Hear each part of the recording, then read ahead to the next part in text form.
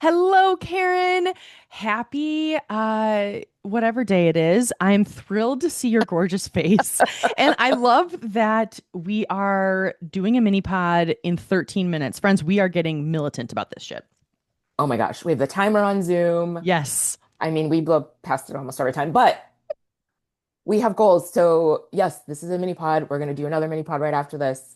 We got this. Yeah, we got this. We are dedicated, friends, to all of your gorgeous ears. And we are not missing a day. We're not missing a week Ooh. right now. Like we are in, oh, Karen, I just have to do a small callback to the back to school comments that we had earlier a couple weeks ago, I think. Because like do you ever get in a place where like, yeah, I know we're not in college or like grammar school or whatever, but like I want some new pens.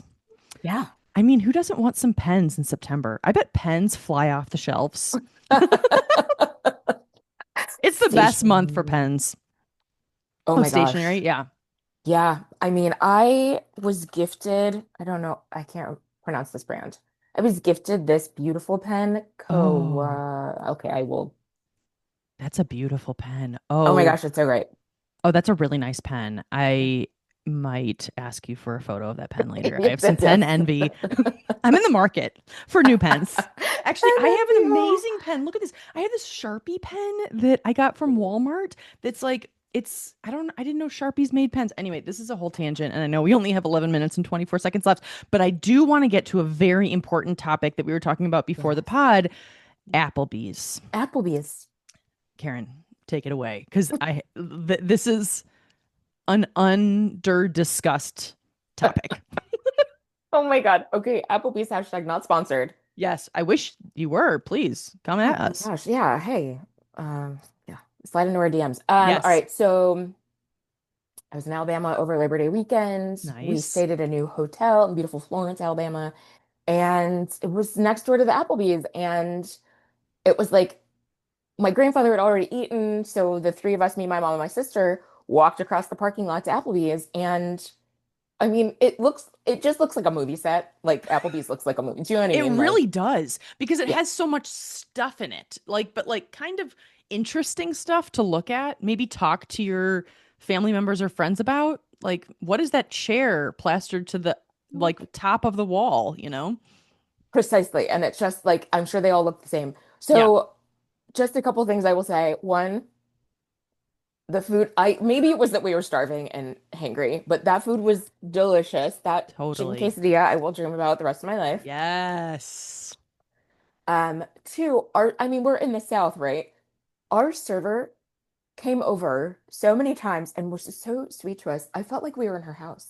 I literally Oh, felt like we were, hello, my loves, are y'all all right? Do you want some more tea? I can get you some more tea. Hi, love, hi, love. Like, oh my God, just this wow. young, sweet, warm Southern woman. And I was like, it really was like remarkable, like how, I don't know whatever it is that makes somebody like that, she has it. Oh, that's such a beautiful thing.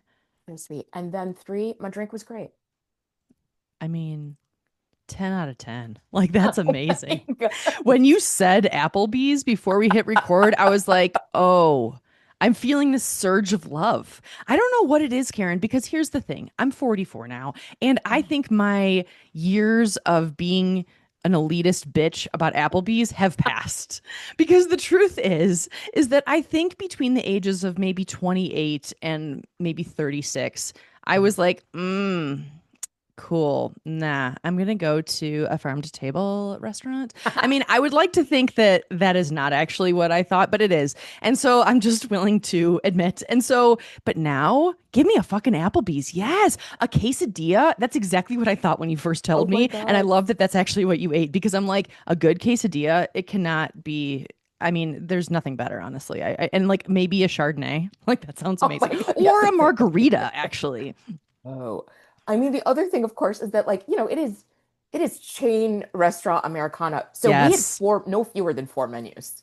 Oh yeah. Do you know what I mean? Like, Each are 17 pages. yes, exactly. Which is Yes. like, what? Yes, and they're enormous, Yes. and Oh they yeah, like exactly. They they fold out like a map. totally that they really really like take advantage of lamination services. Like it's like such a serious thing. It's like, yeah, 5 kids have puked on this, and it's sparkling because of this lamination. Oh my God, that's. I have some. Okay, not to turn this into like a weird Applebee's thing, but okay, now we're talking about this. I think I know why I stopped going to Applebee's, Karen. Uh-oh.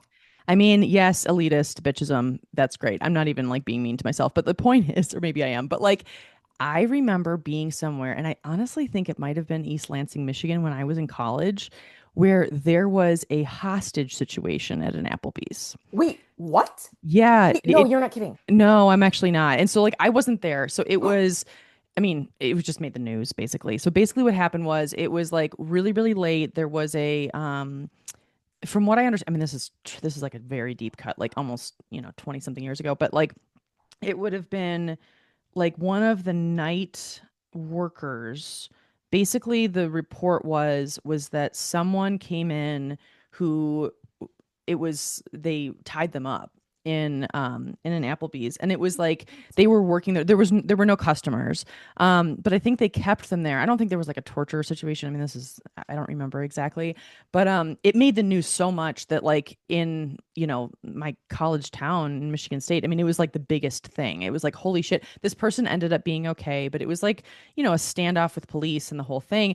And so I remember being like, yeah, I'm good on Applebee's, but that's not to say anything negative about Applebee's. I just think that, there's a lot of hostage situations at other restaurants. And I'm like, I don't want to like, I could cut this too, Karen, because this is this is pretty low vibe. This is about as low vibe as it gets on Applebee's. But yeah, I do Sorry, think that that's, Applebee's. yeah, sorry, But I Applebee's. mean, it's like no fault, I will say, it's no fault of Applebee's. No, no, Like, no, I no. feel like, right, I'm just thinking of like other restaurants that have like, that people stop going to, like Jack in the Box, I think like poisoned 10 dozens of people in California. You know what I mean? Like, Yes, yes. And Jack in the Box also, like the people who run it are very famously Trump supporters. So like, there's that too.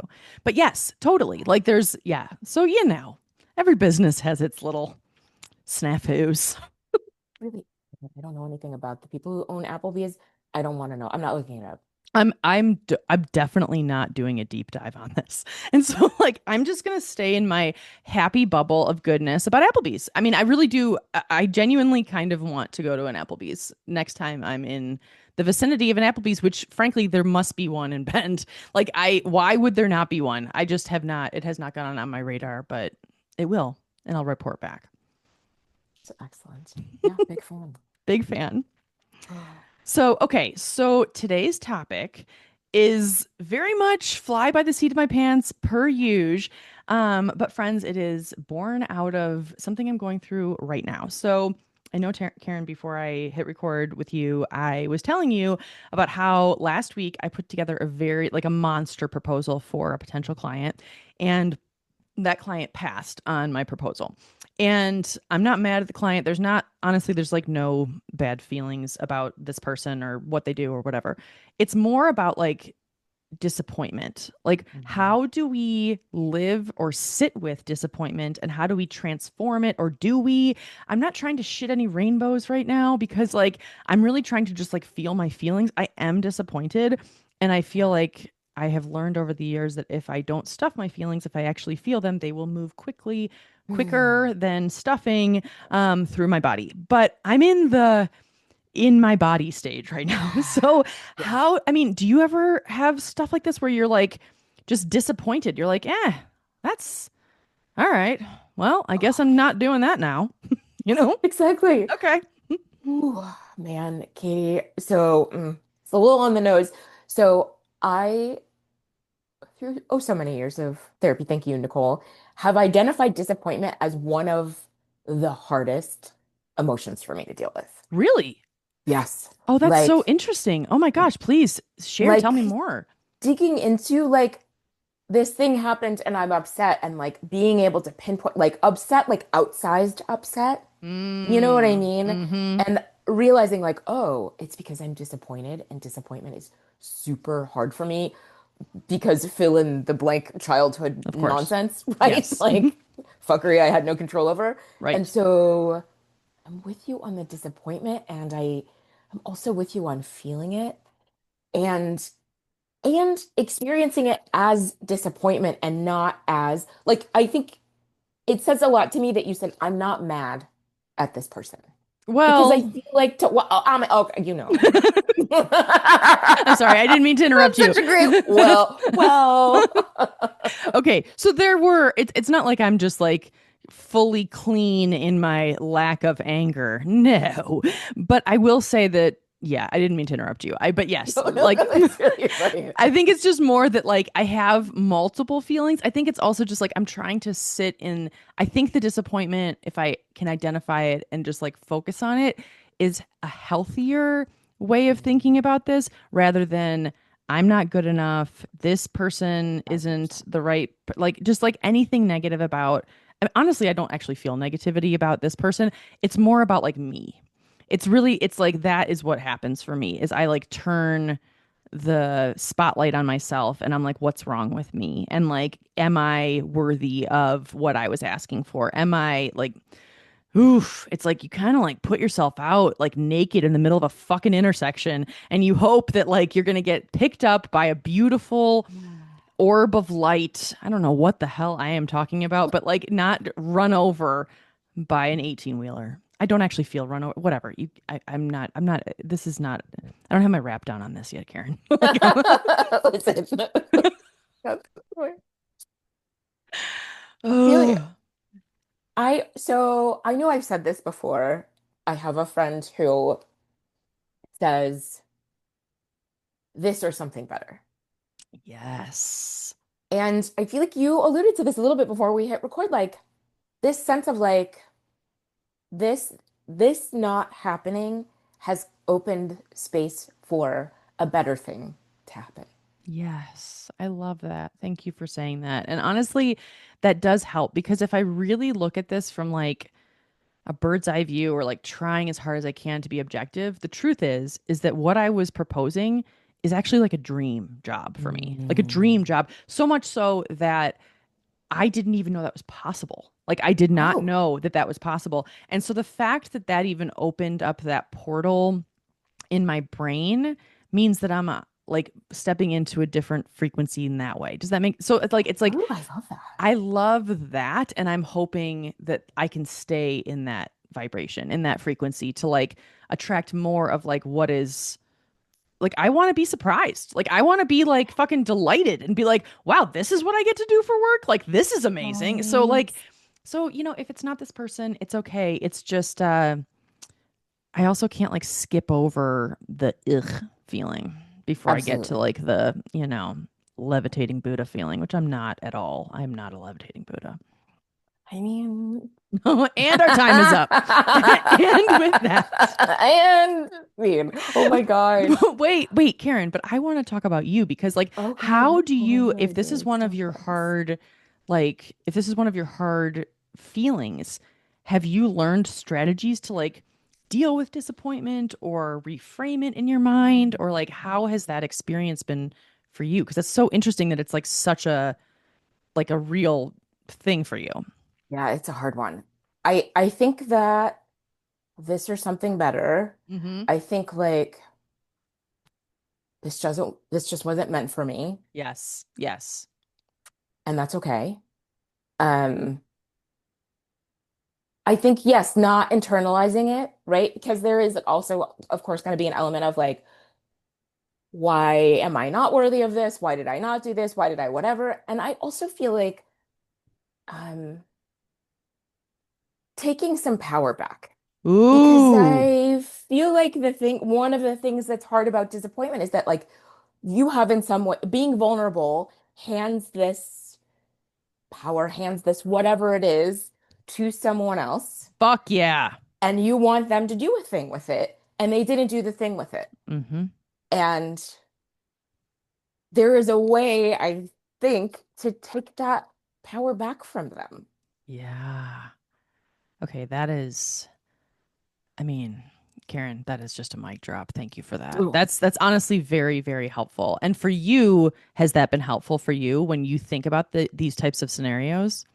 It really has been very helpful because I feel like, and I'm not going to articulate this well, but I feel like this is something I'm working on in general of like, no, of not, again, it's responding, not reacting, and not letting someone else's emotion or energy put me on the defensive. Mm, Do you know what I mean? Like this idea yes. that like, oh, this person's mad at me, so that means I need to apologize. Maybe that person's mad at me and mad at themselves because they didn't do what they needed to do and they're taking it out on me.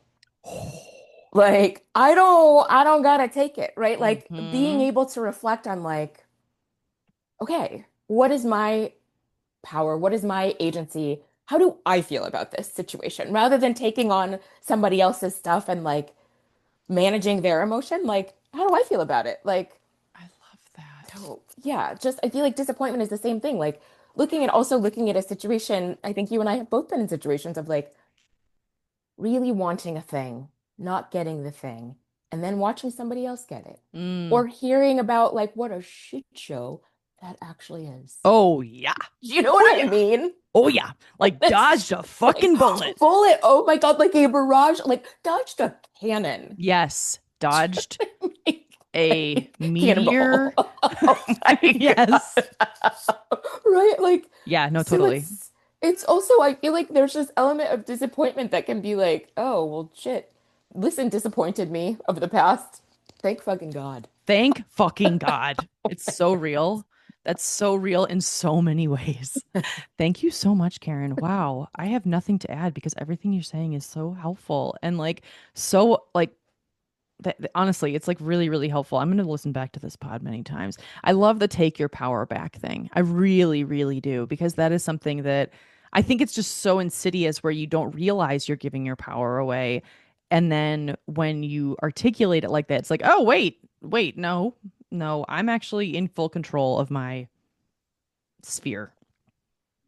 Yeah, yeah, I just really I just have had a couple situations recently where I just feel like yeah, like I feel like people take power by making judgments or saying a shitty Mm, thing and it's just like, oh, so now you're trying to take power from me, but guess what? I don't fucking care what you think. yes, Oh, yes, actually, do you know what I mean? Like, yes, oh yes, yeah, it's been very totally. helpful for me. Wow, it's really helpful for me too. And I hope it's helpful for all of you. We are going to record next week's episode in 25 seconds. So we will see you all next week. Thanks for listening.